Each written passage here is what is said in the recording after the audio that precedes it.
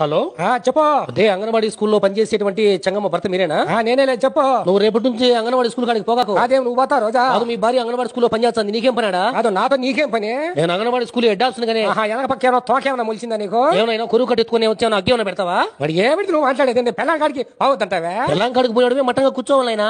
పిల్లలకు పెట్టిన అన్నము, పిల్లలకు పెట్టిన గుడ్లు, చిక్కీలు అన్ని దిగి తినకూడదు. అది ఏ నా కొడుకు నీకు చెప్పింది? ఏనా కొడుకుగా చెప్పింది. ఆ పిల్లలు వాళ్ళ అమ్మోళ్ళగానే నాకు ఫోన్ చేసి చెప్పింది. కాదు సార్, ఇప్పుడు సన్న పిల్లలు గుడ్డి తినోళ్ళు ఇదో తాత తిన్ను తాత అంటారు.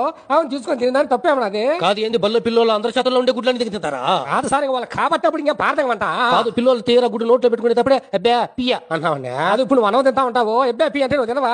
ఏంది రోజు నా మాట అనేది? అది ఇప్పుడు నీకేమి నొప్పి? కాదు, అందరూ అంగన్వాడీ స్కూల్లో ఎంతలా ఉన్నారు పిల్లలు. నీ బుల్లో ఎంత కట్టుపులు ఉంటున్నారు. ఒక పిల్లడు ఏముంటుంది వాళ్ళకి పెట్టి తిన్నంతా నివేదిక తింటే ఓలేంది బలిచేదిగా. అయితే వాళ్ళు తినడానికి నేను ఏం చేయమంటావు? కాదు, బల్లో పిల్లలకి అందరికి చెరుకే ముద్దలు చేతికి ఒకటి ఇచ్చే ఓయం మొదలుగా తిన్నారనుకో డామ్ ఉంటది అని భయపెట్టావంట.